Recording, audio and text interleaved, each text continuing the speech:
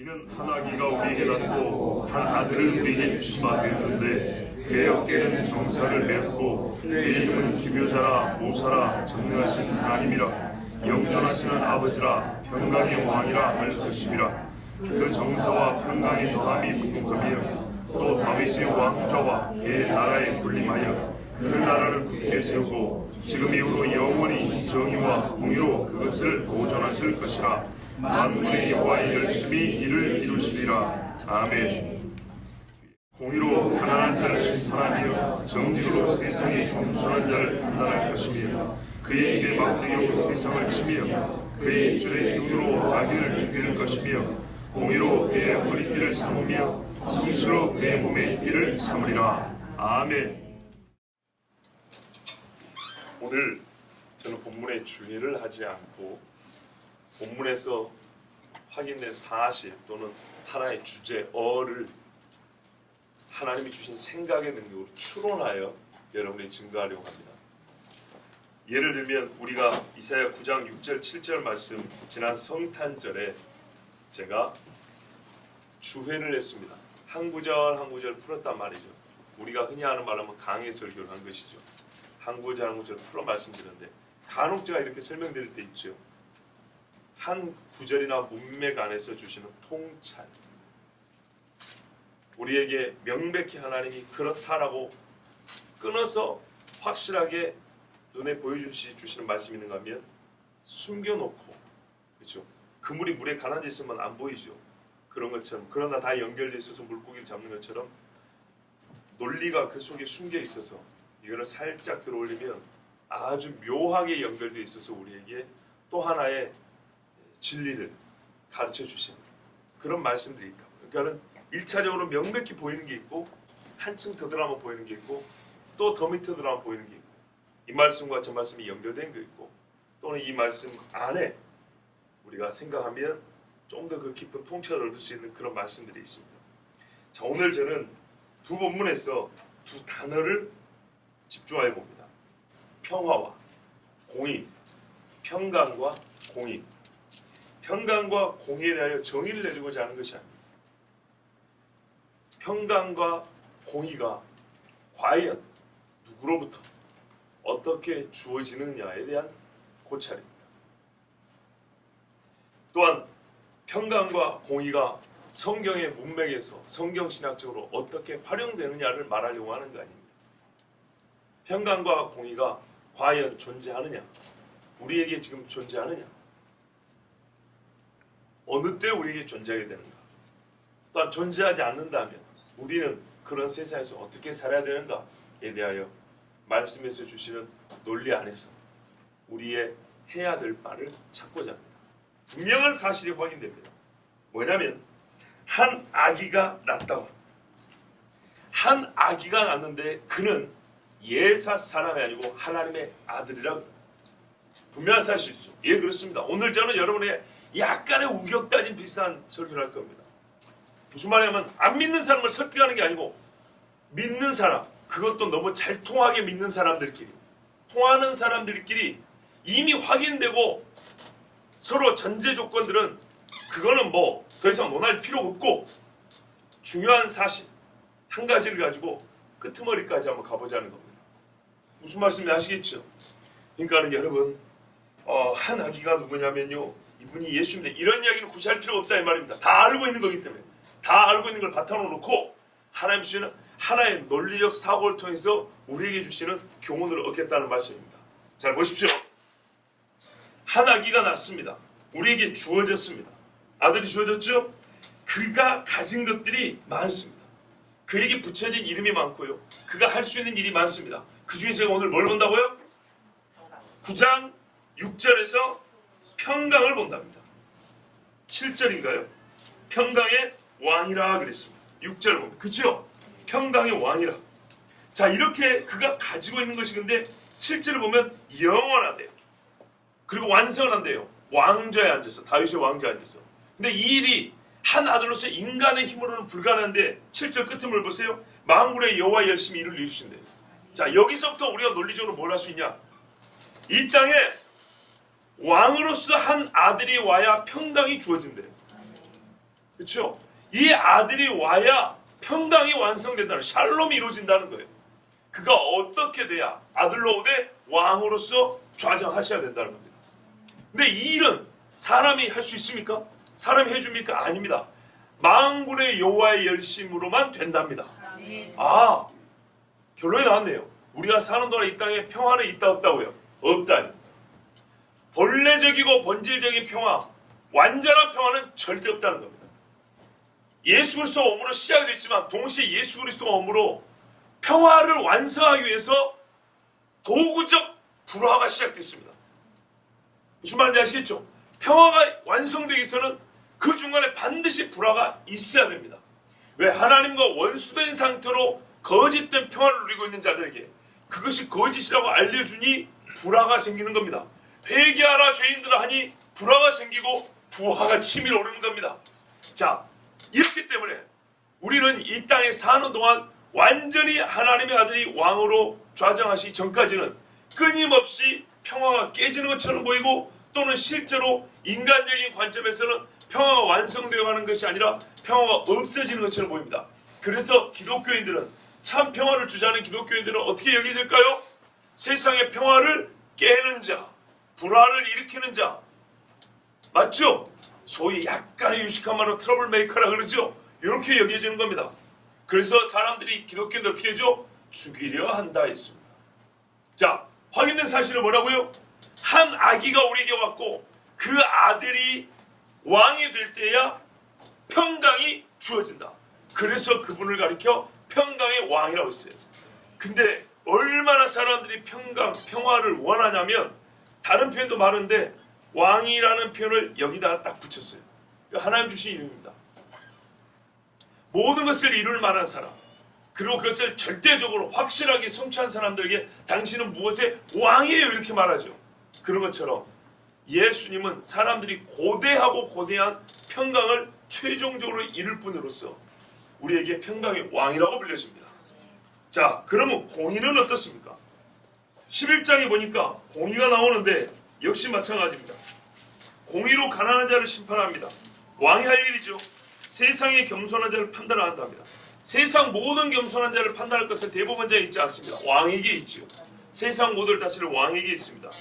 그에 비해 막대로 세상을 치냅니다. 미국의 대법원장도 세상을 막대로 치지는 못합니다. 그 입술의 기운으로 악인을 죽인다. 요한계시록 보면 그 입에서 이한 검이 나와 악한 자들을 찔러 죽인다 그랬어요.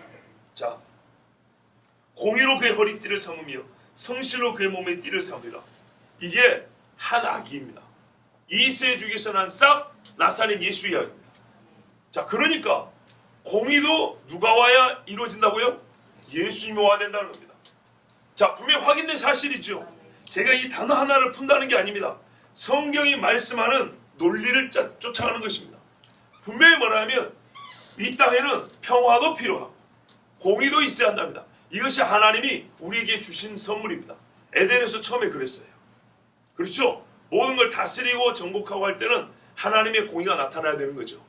그리고 그 가운데서는 다스리고 정복하는데도 평화가 있었다는 걸 알아야 됩니다. 그러므로 세상 사람들이 평화를 깨면서 다스리고 정복한다는 것은 하나님이 우리에게 허락하신 공의, 아니 정복과 다스림이 아닙니다. 무슨 말인지 아시겠죠? 노예를 만들고 남의 것을 약탈하면서 하나님이 정복하라 그랬어. 이것은 인본주의적 정복 사상이지 하나님이 허락하신 게 아닙니다. 평강과 공의가 함께 나타납니다. 잠언과 이사야 보면 뭐라 하지 아십니까?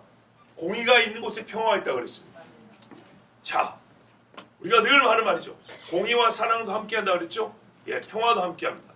솔로몬의 재판에서 공의를 요구했으면, 그렇죠? 엄마는 사랑을 근거로 공의를 요구했고, 재판장은 공의를 행할 책임이 있으나 사랑이 없어요. 그 아이에 대한 모성의 사랑이 없어요.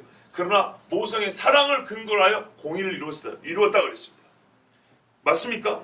공의를 이루기 전에 핵심 동력은 사랑이고 사랑의 울타리는 공의라고 그랬어요. 그 가운데서 참 평화가 주어졌습니다. 죄인은 어떻게 됐어요? 심판을 받고. 공의면서 평화입니다. 죄인이 살아서 남의 새끼 잡고 뺏어간다고 생각을 해보세요. 엄마는 아이를 찾았습니다. 최고의 평화, 샬롬이죠. 바로 이겁니다. 성경은 항상 그렇게 말합니다. 믿음, 소망, 사랑이 함께 있는 것처럼 평화와 공의는 함께 있다.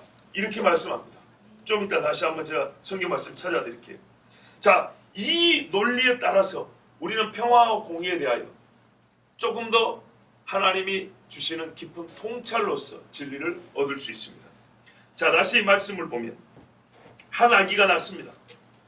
이제 이 말씀을 하나님의 말씀의 논리에 근거해서 우리가 평화와 공의에 대해서 이 세상을 향하여 우리가 조금 더 생각을 이어가보자 이 말입니다.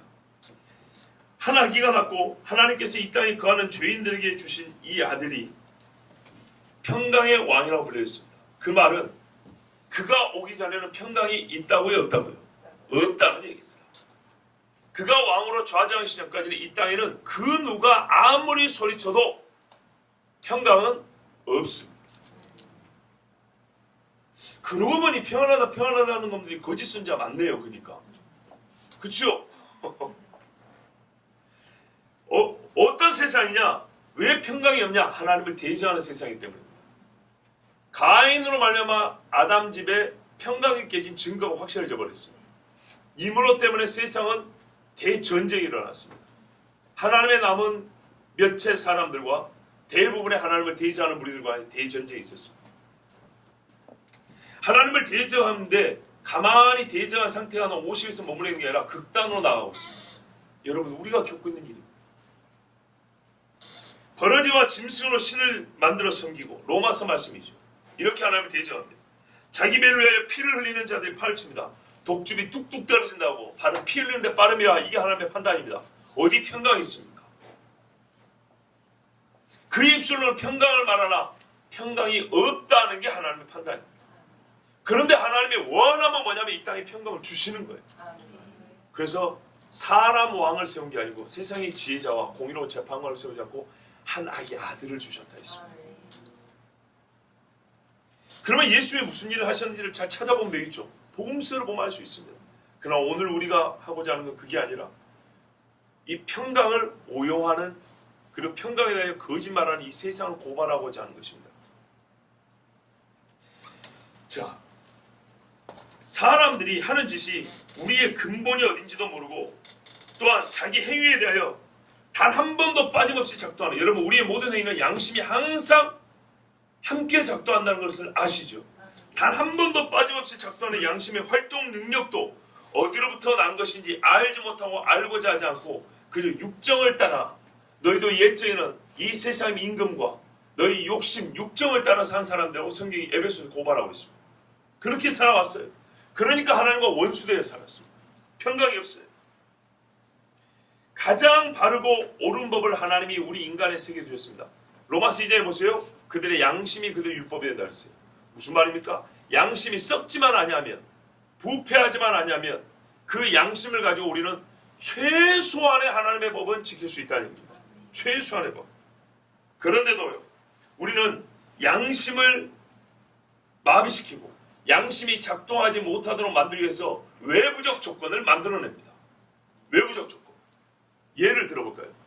도둑질을 해야겠어요. 근데 마음이 어떻게 해요? 안 된다고 양심이 작동을 하죠. 우리가 생각을 하면 양심을 항상 뒷북을 치지 않고 동시적으로 작동을 하게 하나님이 만들어 놓으셨어요. 양심이 그래요. 남의 거 훔치면 안 돼 그래. 그런데 외부적 조건이 자꾸 우리의 마음을 끕니다. 너 배고프잖아. 훔치면 안 돼. 도둑질이야. 그럼 잘못된 일이야. 이렇게 외치는데 말합니다. 너 남한테 도둑질 당해본 적 있잖아. 괜찮아. 너도 당해본 적 있으니까 너는 1000만 원 도둑질 하는데 너 빤 훔치면 없는 건데 뭐 괜찮아. 먹으면 안 돼. 그런데 속에서 뭐랍니까? 이거 안 먹으면 너 오늘 죽을지 몰라. 여러 가지 외부적 조건과 환경과 또는 내 마음에 드는 생각들이 뭐라고 말해요? 나보고 양심을 무시하라 그럽니다. 이런 식으로 해서 사람들은 양심을 능가하는 어떤 외부의 힘을 끌어들여서 자기 하고 싶은 일을 합니다. 이러니 사람이 하나님과 화평할 수 있습니까? 또 보세요. 사람과 사람끼리 화평할 수 있습니까? 그러나 보십시오. 죽지 않기 위해서 남의 것을 뺏어먹는다, 훔쳐먹는 것은 굉장히 합리적으로 들리죠. 그렇지만 뺏긴 사람하고 나하고는 어떻게 됩니까? 원수가 됩니다. 화평이 없어집니다. 그런데도 불구하고 이렇게 뺏어먹고 뺏고 살면서 뭐라 그래요? 제가 여러분에게 평화를 주겠습니다, 평강을 주겠습니다 하고 소리치면서 한 표 줍시오 하는 분들이 많지요. 사람은 이 양심의 법을 무시하고 내외적 환경, 곧 욕정이나 욕심이나 분노나 미움이나 자랑, 수치, 내적인 것, 외적인 것, 질병, 권력, 체면, 배고픔, 이런 것들 수많은 이유들로 자기 행위를 합리화하는 데 몰두하고 있습니다. 그 결과 당장 나에게는 말이죠, 당장 나에게는 약간의 만족과 어떤 트러블이 해결이 돼요. 어떤 문제들이 해결이 돼요. 배고픔으로 말미암아 갈등이 해결이 돼요. 평강이 있는 것 같아요.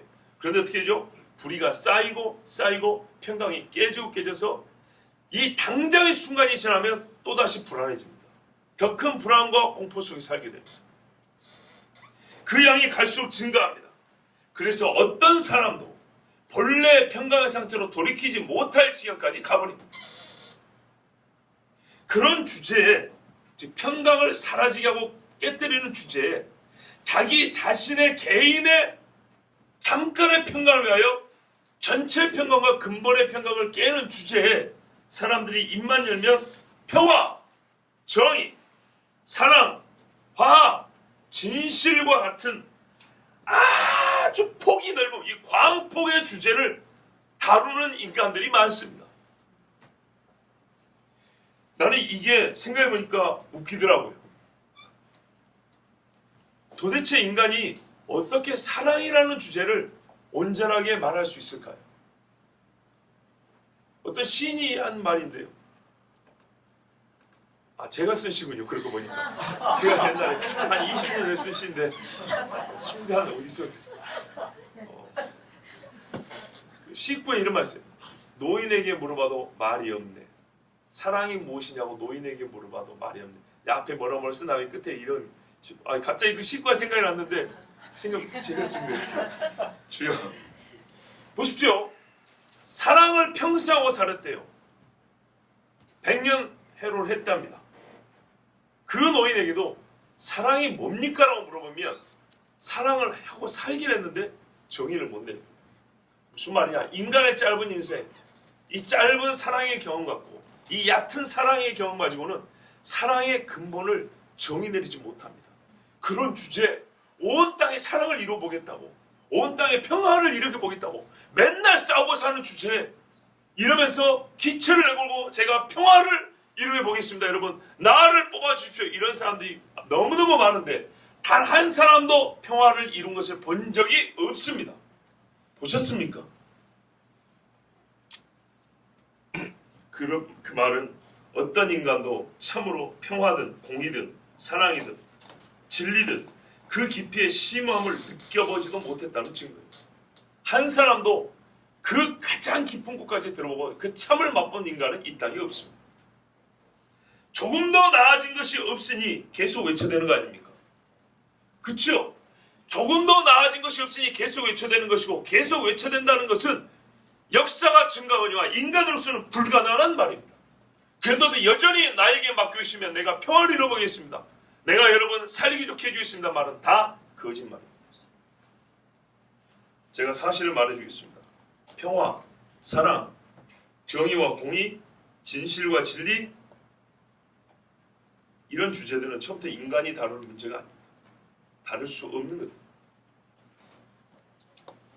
인간의 능력 범위를 완전히 뛰어넘는 것들입니다. 타락한 인간은 이 고귀한 가치들과 인간에게 필수적인 덕목을 깨고 부수고 짓밟는 데는 타고난 능력을 가지고 있지만 결코 이 귀한 덕목들을 스스로 일으키고 정립하지는 못합니다. 절대로 못합니다. 만약에 그게 가능했으면 예수님 앞에 이 귀한 호칭들을 붙여주지 않습니다. 영존하신 아버지요, 평강의 왕이요, 그가 공의를 세상에 다스리며 굳이 예수님을 기다릴 필요가 없습니다. 세상의 군왕들이 다 할 수 있습니다. 사람은 필요한 줄은 알고 있으며 또 좋은 줄도 알지만 결코 인간 스스로 이를 이루지 못하는 덕목들이 평화와 공의, 사랑입니다.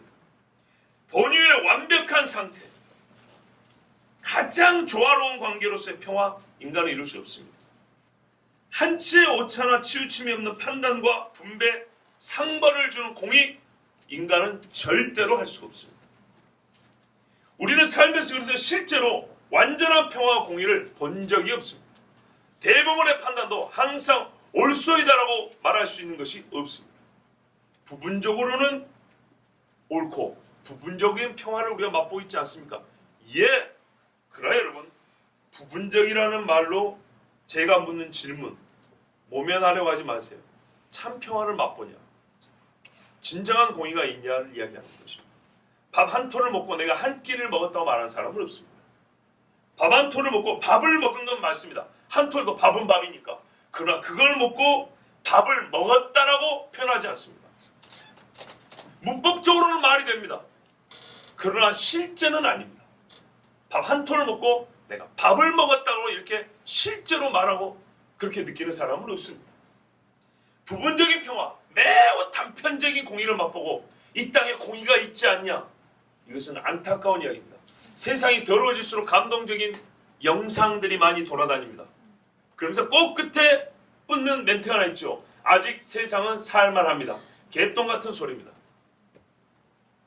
속이기 위한 작전일 뿐입니다.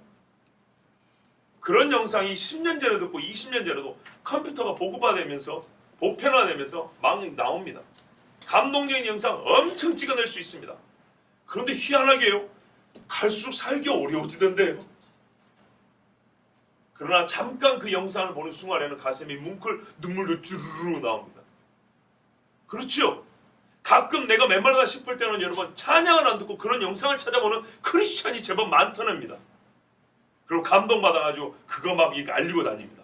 성경 구절에서 하나님의 아들이 날려 죽었다는 데는 눈물 한 방 안 나는데 그런 영상 하나 보고는 막 여기저기 소문내고 다니고 가끔 내가 메말라다 싶으면 또 그거 보고 또 그거 보고 어느 나라 영상들 어느 나라 CF는 참 감동적이야 막 이럽니다. 제가 너무 사실을 말하고 있죠. 우리 조금 더 양심적인 말을 해볼까요? 사람들이 평화와 공의를 요청하는 이유 아까 말했죠. 필요한 줄은 압니다. 있으면 좋은 줄은 압니다. 근데 실제로 이루지는 않고 이룰 수도 없는데 가끔 요청을 합니다. 왜 그럴까요? 정말로 그 자체 옳고 유익하고 인간의 도리요, 인간다움 또는 인간다움을 누릴 수 있는 방편으로 여겨지기 때문인가요? 물론 그렇기도 합니다. 그렇다는 경우는 양심이 살아있는 경우입니다. 그런데 이 진리의 빛이 조금이라도 남아있는 양심이 아니라면 부패한 양심, 리얼하게 말하면 대부분의 사람들에게 있어서 평화와 공의가 필요한 것은 내가 목적하는 무엇이 내 마음에 원하는 그 무엇이 안정적인 상태, 수령 가능한 형태 또는 예측 가능한 때에 나에게 주어지기 위해서는 평화와 공의가 확보되어야 하기 때문입니다. 예를 들어볼게요. 대학 입시라는 예를 한번 들어봅시다. 대학 입시 치러서 합격했습니다. 등록금 내러 가려고 하는데 전쟁 터져버렸어요. 학교가 퇴를 당해버렸네요. 미쳐버리겠죠. 그래서 또 끌려가야 됩니다. 전쟁터로. 이때 평화를 달란 말이야 그러겠죠. 자, 시험 잘 봤습니다. 그거 이틀 전으로 한번 가볼까요? 합격 발표 나기 이틀 전. 시험을 열심히 봤습니다. 내가 아는 문제가 주로 나왔어요. 준비한 타입의 문제들이 나왔어요. 오케이 좋아. 합격이라고 딱 생각했어요. 근데 걱정이 되게 생각했어요. 총장과 친한 애가 나랑 같이 시험 봤다는데 교수들이 제대로 채점해 줄까? 이럴 때 뭘 요구하죠? 그렇죠. 왜 이 땅은 이렇게 불의한가? 대한민국이요 공의를 지키지 이러지 않겠습니까? 필요한 것이지만 만약에 내가 거기에 입시생이 아니라면 입시생을 둔 부모가 아니라면 이만큼은 원하지 않을 것입니다. 그렇죠? 진짜 경매를 합니다. 하나요, 둘이요, 막 하고 있습니다. 근데 나만 안 봐. 내가 저 물건 사고 싶은데 중매인이 나만 안 봐. 왜? 오늘 저쪽 사람하고 이렇게 해가지고 이렇게 하기로 했거든. 웃돈 좀 주고 뒷돈 좀 주고 이래가지고 넘겨주기로 했거든. 자, 이럴 때 어떻게 하죠? 공의를 세우기 원하죠. 그죠? 근데 나도 그걸 배웠어요. 그래서 나도 뒷돈 주고 오늘은 진짜 분명히 나한테 판다고 내만 이렇게 한단 말이죠. 나만 안 파면 좋다고 씩씩 좋아서 씩 하면서 씩 하면서 돈 이렇게 주고 물건 받아오고 뭐 이렇게 하겠죠. 너무 사실적인가요? 이러다 가끔 걸리면 뉴스 나오지 않습니까? 그렇죠? 내가 목자는 무엇이 안정적인 상태로 수령 가능하도록 받을 수 있도록 내가 원하는 때 그것이 주어지기 위하여 평화와 공의를 확보해달라고 요구하는 경우는 많습니다만 내가 원하는 바가 평화와 공의와 상관없이 주어질 수 있고 내가 얻을 수 있다면 굳이 평화와 공의를 원하지 않습니다. 이게 보통 인간의 마음입니다. 너무 따지지 마. 너무 원칙적으로 하지 마. 이게 보통의 우리의 말입니다. 평화와 공의라는 것은 사람의 자아 성취와 욕구 충족을 돕느냐 방해하느냐에 따라서 일반적으로 선택되는 것이지 불변의 가치로 추구되는 것이 아닙니다. 그러나 불변의 가치로 목적으로서 추구하는 분은 하나님밖에 없습니다. 그래서 너희에게 공의가 없구나 이렇게 하고 선지자를 통해서 책망을 하십니다. 인간에게는 공의와 평화도 선택이다. 실제가 그렇습니다.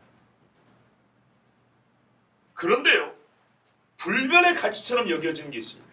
특히 근대 이후 사람이 목적은 똑같습니다. 자기 욕심을 이루기 위해서 불변의 가치로 여기는 것, 어떤 보편적인 길, 방법이라기보다는 진짜 하나의 길 같아요. 왜 이 길 같아요? 그게 뭐냐면 이성의 길. 이거 버튼 누르면 작동을 하거든요. 이 작동하는 그대로 따라가면 우리가 원하는 말을 보통 얻을 수 있다고 사람들은 그 길을 따라갑니다. 기찻길을 올려놓고 레일 위에 올려놓고 엔진 돌리면 그대로 쭉 가죠. 방향 전환이 안 됩니다. 그렇게 삼는 게 이성입니다. 내 욕심을 이루기 위해서 불변의 가치로 여기는 것, 보편적 길로 받아들이는 인간이 공통으로 소유한 능력이 바로 이성입니다. 자아 성취라는 주제의 일에 가장 활발히 작동하고 그 능력을 10분 발휘하는 것이 바로 인간의 이성입니다. 보십시오. 제 말이 거짓말인가? 여러분 자아 성취, 내가 뭔가를 이루고자 할 때 우리 인간이 가진 능력 중에 제일 주요하게 활동하고 우리가 사용하는 능력이 뭡니까? 이성입니다. 이른바 합리성, 합리적 사고로 말해지는 이성에 따른 판단과 행위는 오로지 나의 이익을 위하여라는 구호를 앞세울 때는 가장 강력한 힘을 발휘하며 돌아갑니다. 생각해보세요. 저 죽어가는 사람을 할 때 이성이 확 돌아가는가요? 아니죠. 이 시험을 어떻게 해야 내가 1등을 하지 할 때 바로 돌아가죠. 이 경쟁에서 내가 어떻게 이겨야 되지? 어떻게 이길 수 있을까 할 때 작전회의 할 때 이게 제일 잘 돌아가죠. 그죠? 그런 겁니다. 이성적 사고는 본래는요 가장 인간적인 사고입니다. 보세요. 이성적 사고는 가장 본래적으로는 인간적 사고입니다. 왜냐하면 하나님의 형상의 일부분이기 때문입니다. 그런데 죄인의 이성적 사고란 대개 양심을 아까 제가 말씀 초반에 드렸던 양심을 무시하며 양심의 가책을 밀어버리고 이를 결제하는데 언제나 최상의 안심을 주는 안정자 같은 역할을 합니다. 아까 보세요. 너 배고프잖아. 네 세포가 당이 필요하다잖아. 그런데 지금 알량의 신이 남의 형편 생각할 때가 때이니? 무슨 말인지 아시겠죠? 합리, 이성의 합당히 생각하면 그런 것입니다. 이성은 감정과 좀 다릅니다. 의로움과 양심과 좀 다릅니다. 원래 이게 같이 돌아갑니다. 그러니까 이거 절 보셔야 돼요. 따로 돌아가는 건 아닙니다. 근데 이 이성이 왜 위험하냐면 보통 이 이성이 가장 활발할 때는 양심이 항상 작동한다 그랬죠. 아까 그랬죠. 생각을 하자마자 우리 양심은 같이 작동한다 그랬죠. 문제는 부패한 양심이 결합해서 돌아가기 때문입니다.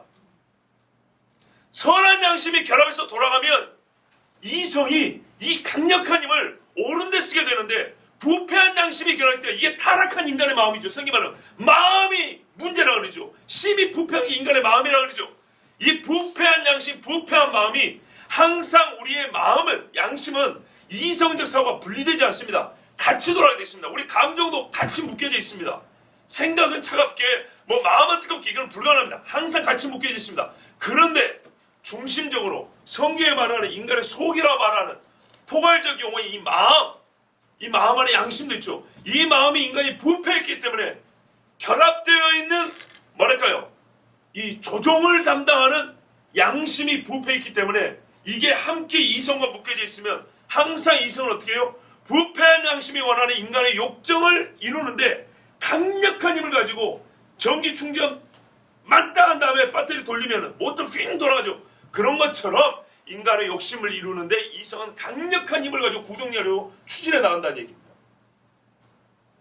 그러므로 부패한 양심이 하나님 앞에 선한 양심으로 붙들리기 전에는 결코 이 이성만 가지고는 인간의 평화, 공의를 이룰 수가 없습니다.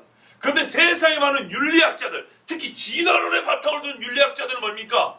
인간의 이성이 최상의 상태에 들어가면 도덕적 가치는 자연적으로 추구할 수 있고 인간과 인간 사이에는 평화는 이룰 수 있다. 왜? 이성 자체가 도덕적 능력이 있는 것처럼 생각하기 때문입니다.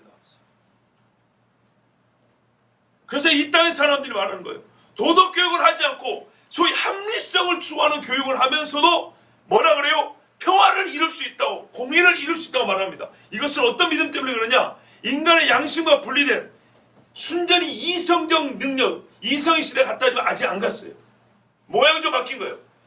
이성적 능력이 어떻게 해요? 도덕적 능력까지 포함하고 있는 것처럼 여기는 그런 교육과 그런 진화론적 사고를 가지고 있습니다. 인간이 진화하니까 어떻게 되냐? 양심이 이성을 컨트롤해서 하나님 앞에 선한 생각을 하고 인간다운 삶을 사는 게 아니라 우리 인간에게는 이성이 최고인데 양심이 모이는 건 상관없다. 이건 화학적 환원주의라 했죠. 호르몬, 화학, 분비 물질에 따라 우리 마음이 감정이 좀 달라진 것 뿐이다. 제일 중요한 이성이다. 이성은 얼마나 훌륭하냐? 이성의 능력만 극대화시켜봐. 모든 것이 최고로 아름다워질 거야. 모든 관계가 가장 평화로워질 거야. 타인에 대한 존중도 네 이성의 능력이 극대화되면 인간의 가치에 대해서도 분명히 알게 되고 타인의 생명 존중, 권리 존중 다 할 수 있어. 이렇게 이 세상을 가르칩니다. 그러나요? 모든 이론은 실제로 검증이 돼야 됩니다. 보십시오. 그렇게 가르쳐놨지만 어떻게 됩니까? 극단적 이기주의입니다. 자기밖에 모릅니다. 이성, 왜 극단적 이기주의라는 말이 왜 나옵니까? 다 이성의 능력으로만 살 때 사람은 어떻게 된다고요? 자기 욕심을 이룬 데만 이게 가장 강력하게 작동을 하고 돌아가기 때문에 반드시 양심을 온전하게 하지 못하면 하나님 앞에 마음을 새롭게 하지 못하면 그래서 마음이 새롭게 돼야 어떻게 해요? 전존재가 새롭게 된다고 새 피조를 하는 거예요. 이성적 능력을 갈고 닦으면 새 피조물은 안 되는데 마음이 새로지고 영혼이 새로지면 새 피조물이 되는 거예요. 이게 이렇게 지배하니까요. 아시겠죠? 그런데 이 세상은 그래서 거짓말하고 있는 겁니다. 합리성이라는 것은 말이죠. 이른바 목표와 그 실현 사이의 효율성을 이루는 최상의 기업입니다. 운전해본 분들 알죠? 엔진 회전수와 자동차의 구동은 기어가 조절합니다. 기어비가 잘 맞아야 엔진이 무리도 안 가고 속도도 붙고 안정적입니다. 차가. 바로 그겁니다. 합리성이라는 것은요. 사람이 악한 마음에서 목표하는 것 그리고 그것을 이루는 수단 사이의 효율성을 계산할 때 합리성이 기어비를 제공합니다. 자, 이건 운전하는 분들이 이해해야 될 겁니다. 효율성을 떨어뜨리는 어떤 것도 제거하는 전정가위 같은 게 이성입니다. 일하는데 뭐가 효율이 떨어지지? 잘라. 그래서 어떻게 돼가요? 이성이 최고로 발휘되면 인간을 자릅니다. 가지치기를 하는 게 아니고 사람을 잘라버리잖아요.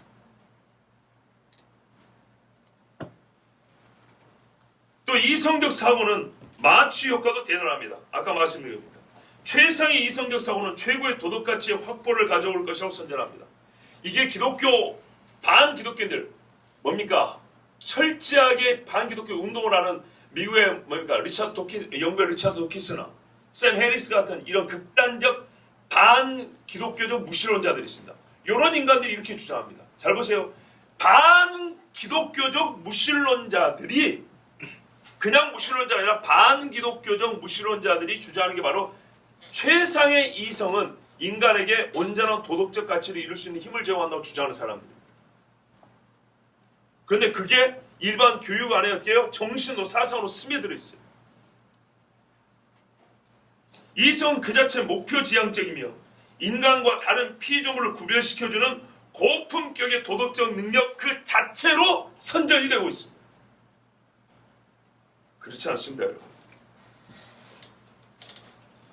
이 사람들의 말은 합리적 사고, 합리성이 옳음과 옳은 일의 최고, 옳은 일을 판단하는 최고 수단이라고 말하는 것인데 그렇지 않죠. 여러분, 다시 말씀드린 이성은 잘 세팅된 기계와 같습니다. 그래서 작동을 잘합니다. 사람이 죽을 때까지 이성은 굉장히 작동을 잘합니다. 그런데요, 조종이 필요합니다. 양심과 도덕적 가치에 따른 인도가 필요합니다. 둘 분리되지 않습니다.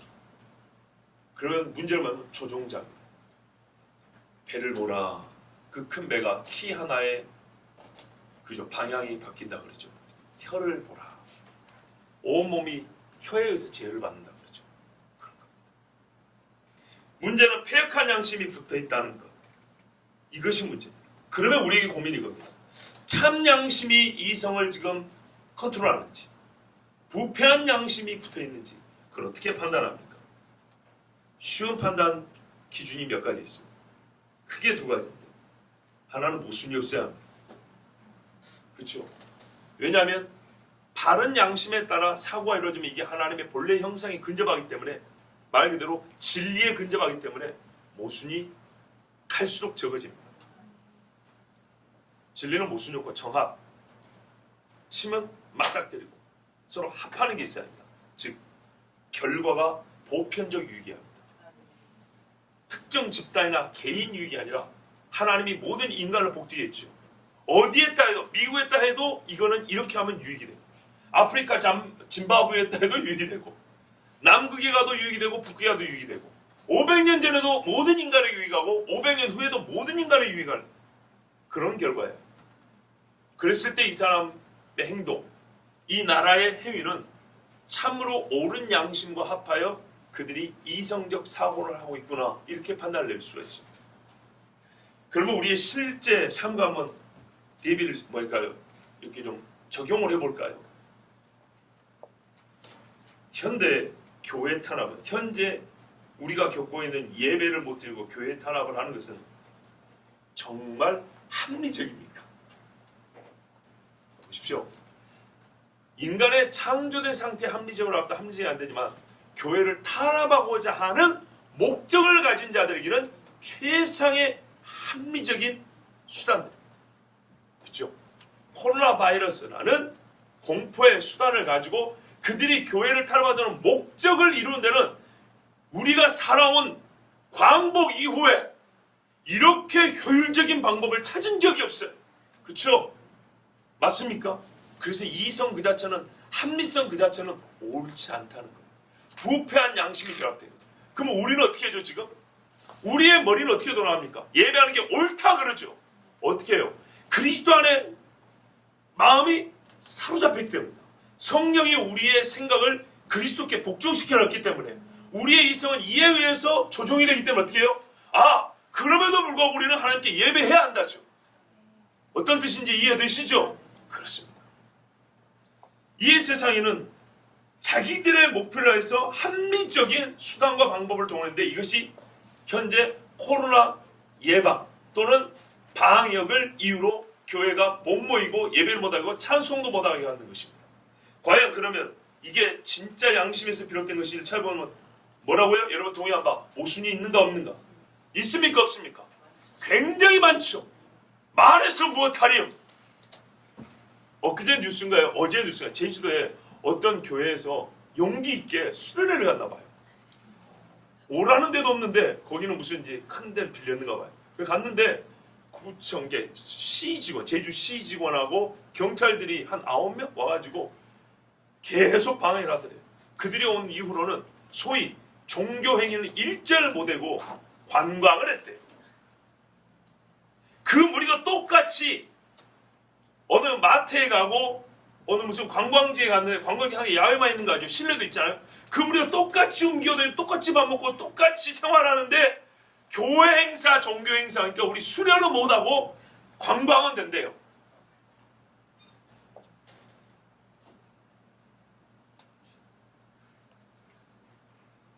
우리에게는 불합리하죠. 그러나 교회를 탄압하고자 하는 자들은 그렇게 합리적일 수가 없습니다. 얼마 전에 그 클럽 같은 데서 난리 났었죠. 근데 클럽 제한한다는 얘기 못 들어봤죠. 누군가는 이러더라고요. 세상 사람입니다. 세금 많이 나온 데는 안 맞고 세금 적게 나온 데는 갈수록 힘들게 한다. 아, 술집이 세금이 많이 나온대요. 이중장부만 쓰면 세금이 겁나게 나오는데 그래서 그런 데는 안 막는데요. 수입이 계속 들어와야 되니까. 보십시오. 잘 보세요. 조세 조달을 해야 되는 사람들의 합리적 사고에는 이렇게 하는 게 맞죠. 그죠? 술집은 약간 위험만 했다가 계속 장사하게 하고 교회는 못하게 하고. 그러나 그들이 내세우는 이유는 뭡니까? 방역, 안전, 결국은 생명보호 아닙니까? 오, 그럴 것 같으면 지하철도 어떻게 해야 되죠? 나는 운행하지 말라는 게 아닙니다. 2m 간격 세워야죠. 출퇴근 시간에는 1m. 통제해야죠. 공익들 옛날에 많이 있더만. 세워가지고 자 여기까지 타시고 이제부터는 안 되면 다음번에 타세요 그런다고요. 그렇죠. 여러분 관광지에서 케이블카 타보세요. 탑승 인원이 정해져 있습니다. 그래서 다음에 타십시오. 일행이십니까? 그러면 한 명 끼워주고 다른 사람 내리게 하더라도 정수를 지킵니다. 안전을 위해서. 아니 생명이 달린 문제라면서요. 솔직히 한 명 더 탔다고 해서 그날 끊어지진 않아요. 그런데도 그런 게 누적될 수 있지 않습니까? 위험하잖아요. 만에 하나라면서요. 그러면 여러분 지하철에 마스크를 낀들 뭐합니까? 그 많은 사람이 붙어있고 그 숨이 그 숨인데 한 2시간 출퇴근 시간 동안에 수천 명 수만 명이 오르고 내리고 계속 바뀝니다. 그걸 누가 보장하니? 그 마스크는요. KF94, 95 정도 올라가야 바이러스 방지에 효과가 좀 있답니다. 여러분 쓰는 퍼러 마스크도 있죠? 이렇게 주름 잡혀 있는 거 하나 소용없어요. 아세요? 면 마스크 있죠? 하나 소용없어요. 바이러스 막는 데는. 전혀 소용없어요.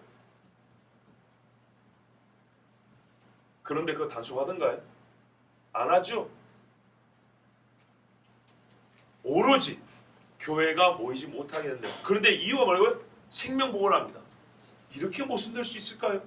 자, 보편적으로 유익합니까? 결과가 뭡니까? 그리고 상당히 인과관계를 합니다. 이건 법률적 용어인데 인과관계를 하면 범죄자의 어머니도 처벌해야 됩니다. 네가 낳았으니까 그렇지. 그렇게까지 하면 안 되겠죠. 어떤 결과를 미치는데 결정적 원인 그 무엇보다 그 사람의 책임을 물을 수 있을 정도로 인과관계가 수립되냐. 그런 이제 뭐 여러 가지 용어가 있는데 이제 대표적으로 상당 인과관계라고 합니다. 과연 이 사람들이 교회에서 예배를 못하게 하고 서로 교제도 못하게 하고 만나서 두 사람이 만나서 얘기도 못하게 이것이 질병 이 바이러스 예방과 상당 인과관계 되냐.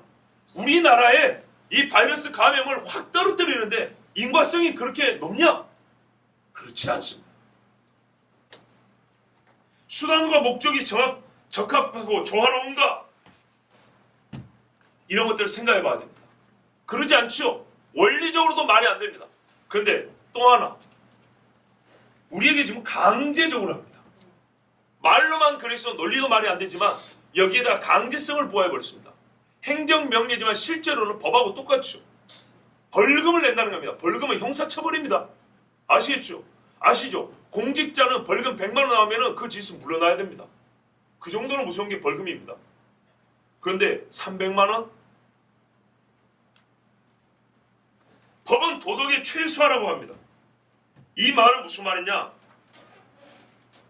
반드시 지켜야 할 도덕 가치가 있다는 뜻입니다. 법은 강제지 않습니까? 우리 인간이 살기 위해서 인간답게 살기 위해서는 반드시 지켜야 될 근본적 도덕 가치가 있다는 겁니다. 그래서 강제시켰다는 겁니다. 그런데 최소화라는 말은 무엇이냐면 강제력을 부과하기 때문에 법으로 죄정할 때는 최소화한다는 얘기입니다. 법이 아니어도 지켜야 될 게 많지요. 도덕 가치니까. 그렇지만 강제성을 부과하고 형벌을 내릴 정도로가 되기 때문에 그 중에서 가장 중요한 것들은 법으로 제재하는 겁니다. 규제를 최소화한다는 의미에서 강제를 최소화한다는 의미에서 법은 도덕의 최소화입니다. 그러나 핵심 가치를 담고 있다는 걸 알아야 됩니다. 아시겠죠? 법은 도덕가치의 본질적인 가치를 보존하고 그게 목적이지만 강제성이 있기 때문에 규제와 형벌은 최소화하는 것입니다. 어쨌든 간에 지키고자 하는 것은 반드시 지키겠다는 겁니다. 그러면 교회를 탄압하는 지금 현재 목적은 뭐냐? 반드시 뭘 지키느냐? 국민의 생명과 안전을 보호하겠습니다. 입니다. 그걸 반드시 지키겠다는 겁니다. 그렇게 투철한 정신을 가지고 헌법에서 보장하고 있는 종교의 자유를 제한할 것 같으면 그 정도로 헌법상의 권리를 제한할 정도로 반드시 생명을 보호하고 지키기 위해서 교회를 탄압하는 것이 필요하다면 그 외에 유사하거나 동급의 다른 가치들도 제한이 들어가야 되는 겁니다. 그러나 그런 것은 없습니다. 그러므로 생명과 건강 보호 목적으로 교회 예배나 집회나 모임을 일체 금하는 행정명령, 법은 엄밀히 말하면 합리적이지 않습니다. 그러나 그들에게는 합리적입니다. 왜요? 생명 보호를 내걸었지만 기독교를 말살하는 게 목적이기 때문에 합리적인 겁니다. 그리고 거기에는 선한 양심이 동행하지 않고 있습니다. 이제 우리는 꾸밀 필요 없고 우회할 필요 없습니다. 이 나라는 옛날에 로마와 같이 중국같이 교회를 미워합니다. 교회가 없어지기를 바랍니다. 더 이상의 무슨 증거가 필요할까요? 교회를 이 정도로 제한하고 힘들게 할 정도 되면요, 다른 것들도 그 수준까지 똑같이 해야 됩니다. 헌법이 아니라 법률상에 보호되는 권익들이 있습니다. 이건 이미 제한이 돼야 되는 겁니다. 그러나 종교의 자유, 신앙의 자유는 헌법의 가치입니다. 그러므로 국가의 근본 정신과 같은 신앙의 자유를 유독 그것도 교회만 타깃을 삼아서, 제가 조세법 개정될 때 그랬죠. 종교인 과세지만 실제로는 교회라고. 그 세목들을 뭐라고요? 30몇 가지가 어떻게 그래 다 교회 용어. 수련회비, 신방비, 무슨 불교 절의 신방이 있냐고요. 철저하게 교회를 타겟으로 한 것인데도 불구하고 일반 교인들조차도 설마 아니야 너무 과민 반응하지 마라 그랬죠. 여러분, 만약에 이렇게 됐습니다. 교회가 예배 드리죠, 소모임들 하죠, 기분 나빠요. 이제 뭐 들어올까요? 세무조사 들어온다 했잖아요. 이제 뭐가 좀 맞아 들어갑니까? 교회들 부채 있는 거 이자 높여버리고 원금 상환하라고 일괄적으로 명령 내리면은 은행은 다 따라갈 수밖에 없다 했잖아요. 이제 좀 감이 오십니까? 제가 왜 교회 빚을 빨리 갚아야 한다고 몇 년 전부터 외친지 아시겠어요? 목을 죄어가지고 끌려다니는 꼴이 돼버립니다. 정말입니다. 작은 교회들이 무너지는 이유가, 제일 큰 문제가 재정 문제입니다. 세상은 교회가 어떻게 하면 무너지는 방법을 매우 잘 압니다. 선한 양심이 없고 악한 양심이 붙어있고 합리적으로 머리를 돌리면 교회 무너뜨릴 방법은 수없이 많습니다. 대형 교회들을 왜 남겨놓은지 아십니까? 너무 쉽기 때문입니다. 쉽지 않을 것 같죠? 미안하지만 대형 교회는 재정비리가 많습니다. 100% 말하는 게 아닙니다. 담임 목사도 모르는 비리들도 있어요. 하나 딱 걸고 넘어가면요, 와르르 무너질 수 있습니다. 대형 교회들은 부지도 넓고 건물도 크죠. 대형 교회 하나 무너지면 악한 자가 가져갈 돈이 얼마라고 생각하십니까? 수백억에서 천억대 돈을 얻을 수 있습니다. 무슨 말씀인지 아시겠어요? 제가 중국에서 보는 거 아닙니까? 중국에서 10,000명 이상이 되면 교회를 일부러 쪼개버립니다. 실제입니다. 교회 안에 이간질 시킵니다. 쪼개게 만들어요. 왜? 교회가 커지면 영향력이 커지니까 그렇게 쪼갭니다. 그리고 억지스러운 법을 적용해가지고 교회를 무너뜨려 버립니다. 그럼 그 땅이 누구 거죠? 그 건물이 누구 거죠? 교회 금융 동결시켜 나오면 그 돈 누구 거죠? 국가 겁니다. 굉장히 쉽습니다. 지금 이화주에도 이런데 코에 걸면 코걸이, 귀에 걸면 귀걸이입니다. 진짜 무섭고 험악한 시대를 살고 있다는 걸 아셔야 됩니다. 정말 정신을 똑바로 차리고 있어야 됩니다. 제가 무슨 말하고 있습니까? 평화와 공의, 사람에서 기대하지 말라는 말입니다. 훌륭한 대통령을 뽑아놓으면 다음번에 집권당이 바뀌면 별 차이 없습니다. 앞으로. 세상에 선교사들에게 옛날부터 한 말이 있었어요. 여러분이 가서 교회를 세우면 흰 점이 찍어지는 것이다. 그러나 배경이 되는 그 종이 전체는 갈수록 짙은 검은색으로 바뀌어 있다는 걸 알아야 된다. 부분적으로 흰 점이 찍혀지지만 그 흰 점이 찍혀있는 그 자리, 그 땅 터는 전부 다 더 갈수록 검어지고 있다. 이 세상이 그렇게 되고 있습니다. 이게 전반적 경향입니다. 그 경향 안에서 그 기울은 상태에서 조금 더 선한 사람, 조금 덜 선한 사람 도찐개찐입니다. 이 세상 임금에게서는 참 평화와 공의가 없습니다. 그러므로 여러분, 다음 대통령 선거에, 다음 국회의원 선거에 미안하지만 큰 기대하지 마세요. 자, 더 이상 복잡한 논의하지 않고 우리 양심이 이미 알고 있는 대로 성경이 가르쳐준 대로 말씀드립니다. 이 땅에는 평화와 공의가 없습니다. 그러나 사람이 사는데 평화와 공의는 하나님이 허락하신 선물이고 반드시 있어야 합니다. 그렇지 않으면 짐승만도 못하는 땅이 되어버립니다. 그래서 인간으로서는 이루지 못할 일을 친히 하나님의 아들이 오셔서 이루기로 하셨습니다. 우리에게 한 아기가 필요합니다. 하나님이 주신 한 아들이 필요합니다. 절대로 이 세상은 할 수 없습니다. 그러면 여러분, 주여, 우리가 어떻게 살아야 될까요? 어떻게 살아야 할까요?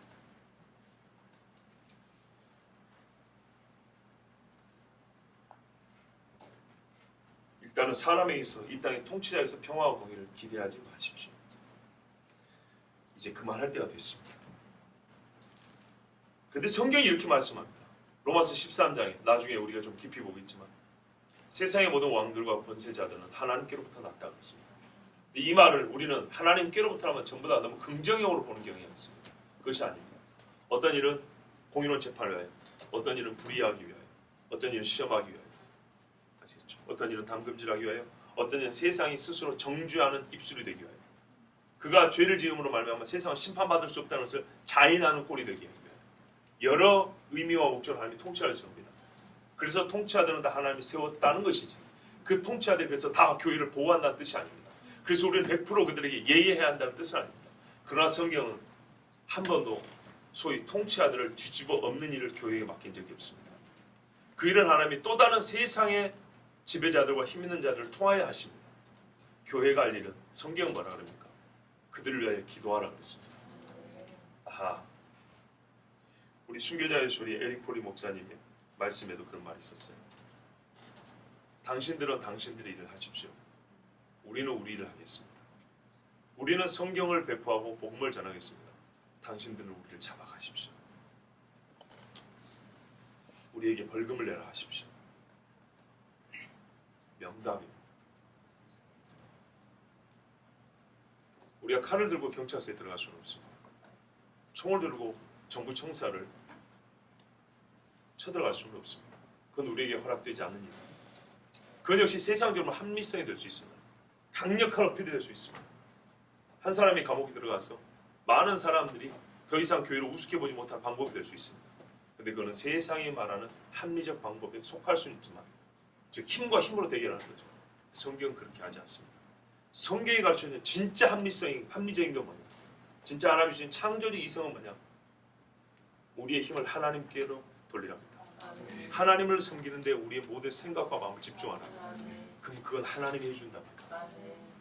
이 땅에 있는 동안에 막는 자도 세워주시고, 돕는 세상의 지배자들도 권세자들을 세워주시고, 궁극적으로는 하나님의 아들이 오셔서 이 모든 것들을 완성을 시켜주신답니다. 뒤집어 엎어주신답니다. 그런데 하나님의 약속이 또 한 가지 뭡니까? 그 전까지는 참아야 한답니다. 없답니다. 참 평강 없답니다. 현실을 직시하십시오. 절망하라는 얘기가 아닙니다. 세상에 소망을 두지 말라는 얘기입니다. 오직 하나님의 아들 예수 그리스도의 소망을 두라는 얘기입니다. 그래서 우리는 울면서 웃습니다. 힘들면서도 기뻐합니다.